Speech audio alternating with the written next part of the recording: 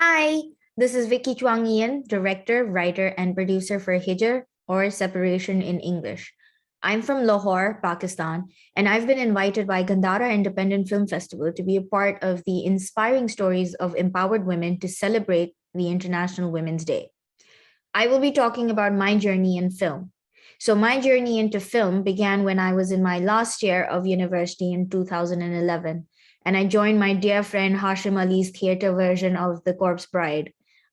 I was an actor in that, but at that time, I was writing my thesis on the Chinese response to the global financial crisis of 2008. And it just hit me during the rehearsals that business, finance just was not my thing. I wanted to tell stories. It was something that I did when I was 13, when I got my first computer and I discovered Microsoft Word. And it was something that I did when I was 7 and I made dolls play different characters and play out different stories and scenarios. And I loved the theater. But for some reason, I felt like I was being called to film. It wasn't until 2012 when my mom helped connect me to the most amazing Sara Tareen through a chance conversation with her sister, and I landed my first film related job. And I thrived on set and during pre production. I worked with Sara at Concordia Productions for about a year and worked on the feature film Tamanna, the documentary film in collaboration with Filmer Film Drone, and a short film 65 before I joined the iconic Kaval Khusat. I partnered with Kaval to create Olomopolo Media, a platform that fosters and nurtures social visual media and performing arts in 2013. And then in 2017, I started posting on my blog Instagram, the Chini Chronicles, which then became the de facto company behind the short film separation.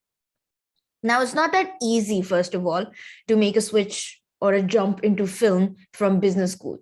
I wanted to apply to film school after university, and they all asked for some film experience or a related degree or diploma of some sorts.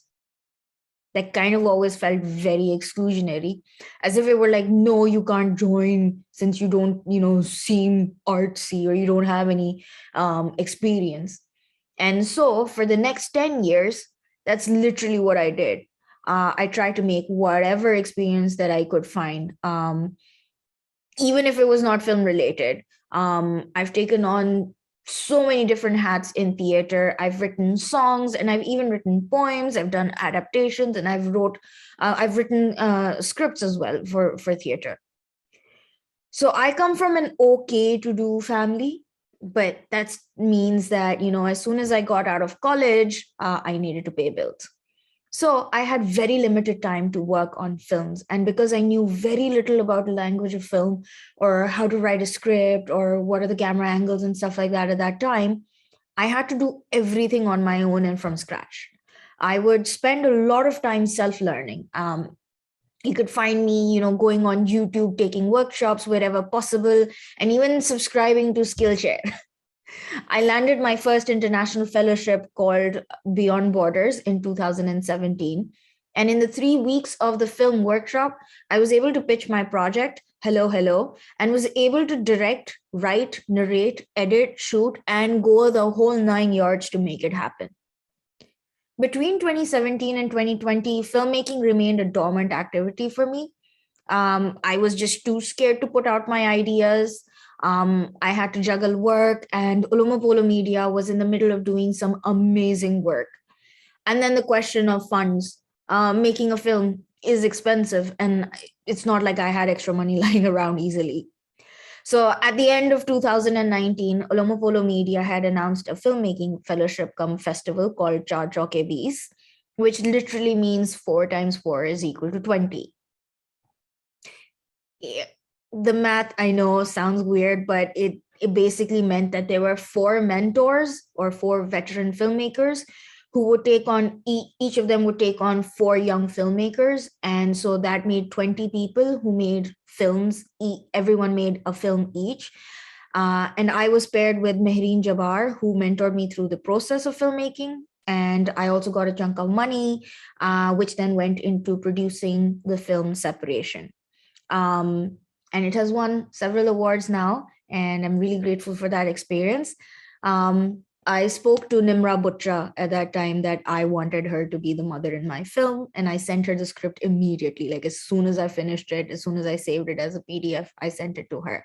I had promised my friend Arsalan Khan that he would get a role in whatever film that I was going to make. And then he helped me get Fawad Jalal on board. I had to travel to Karachi twice for that film on a bus. Once to make family photos for the film, and the second time I went to shoot the film. So yeah, those were some fun memories that I had. I was the director and the producer on set, and so I was running around like crazy. And now, because it was my first foray into a real narrative film, I was really nervous. So much so that I remember that at the end of the day, when we finished shooting, my friend Sabi Ahmed had to drag me to go out and eat because he suspected that I didn't eat anything the whole day. And he was right. At the end of the day, the Genie Chronicles had its first short film out. After that, I was back at Alomo Polo Media and I directed 10 episodes for Pipi Ki Kahani, a dramatic reading series featuring Sania Saeed, Samia Mumtaz, Nadia Afghan, Fawad Khan, and Mina Malik Hussain. And I even got to work with Meenu Gaur on her Katil Hasinaon Ke Naam series as an actor. I was able to work with Sarmat Khusat on his short film But Karahi as a second AD and a line producer. This mainly this mainly happened because of the connections that I made through all the performance work that we were doing at Alomo Polo Media. All this is to say that I was able to find myself among the right people at the right time as my journey progressed. Things felt like they fell in place itself, but it required a lot of me putting myself out there. And while we are talking about celebrating women today, I'd like to point out that there were a lot of women who had been a part of my journey, as you can see. I'm extremely grateful to the women to have, helped mark milestones for me as a female filmmaker. It's not easy in Pakistan to be a part of this industry. It's even harder for me as a first generation Pakistani Chinese who has no representation in the media and who also has no idea about who is who in the industry until I actually, go and meet those people. When I was starting off, I had no idea where to go, where to start from. I had no idea whether I was going to make it or not. The only thing that I knew at that time was that I had to take some steps. I'm not saying that it's pretty all the way, and I've had my fair share of, being seen as a child, not taken seriously because I lack experience, and even being said weird stuff like, I want to hire you because you look like the kind of person that if I screamed and shouted at you, you wouldn't retaliate. Yeah.